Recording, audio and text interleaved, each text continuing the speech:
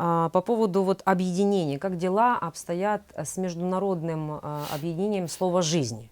Вот, потому что сейчас у нас война, и мы знаем очень многие вещи, они изменились экстремально, радикально. Как сейчас обстоят дела? Вопрос по слову жизни очень хороший. Так. Если нам возвратиться немножко назад, с 2014 года у нас происходили не только начало войны в Украине, но и радикальные перемены в самом слове жизни. Мы узнали, что старший пастор большого движения, благодаря которому были рождены там около 5000 церквей по всему миру, ушел в католики. Это был огромный удар. Удар, который просто мы пережили в тот момент, потому что многие думали, что мы также пойдем в католики, и кто-то задавал вопрос, а вы в Полтаве, наверное, тоже планируете двигаться вот именно туда.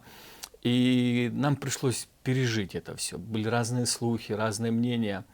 И когда в 22 году мы услышали и пережили вот это полномасштабное вторжение, то в тот момент мы ожидали поддержки со стороны слова жизни. Мы не просто строили наши отношения как какая-то деноминация или какое-то движение.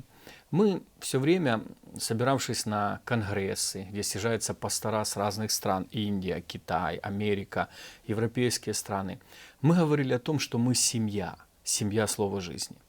И в тот момент, когда ракеты начали прилетать на территорию Украины, и массово люди выезжали с Востока, мы ожидали, что часть этой семьи отреагирует. Она будет, что-то напишет, начнет каким-то образом нас поддерживать. Но, увы, какая-то часть семьи слова жизни просто молчала все это время. Мы знаем, это касается именно братьев и сестер из России. Мы благодарны слову жизни в Швеции, которые по сегодняшний день уже почти 2 года поддерживают наши церкви, и не только наши церкви, разной гуманитарной помощью.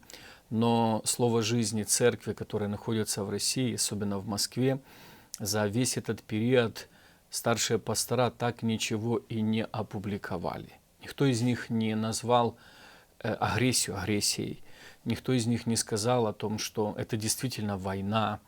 И даже сейчас, где-то пересекаясь или общаясь, ты слышишь, как они говорят, в Украине происходит конфликт, в Украине происходит как какие-то такие события, но до сих пор даже в личном общении они боятся сказать это слово «война», выразить свое несогласие с тем, что происходило тогда почти уже 2 года назад. Мы не раз и не два отправляли разные письма в Слово жизни, где мы взывали их к их совести, чтобы они могли подняться и все-таки сказать правду, на что мы не получали поддержки. И наше объединение Церкви Слова жизни в Украине приняло решение, что на время этой войны мы полностью приостанавливаем наши взаимоотношения. Мы никаким путем на данном этапе не сотрудничаем со Слово жизни Россия. И я знаю некоторых служителей, пасторов, с которыми я много раз в Украине был, в разных городах, где они проповедовали из России. И когда я написал им в первые дни войны, то по сегодняшний день они так ничего и не ответили мне. В Телеграм я отправлял эти сообщения, они прочитали, но, я не знаю, страх, возможно, какая-то слабая позиция, она не позволила им даже просто написать там: «Владимир, я молюсь за тебя, молюсь за твою церковь, молюсь за вашу страну, за ваш народ». Поэтому сегодня мы можем наблюдать, как много церквей именно в России Слово жизни, они проявили достаточно слабую христианскую позицию.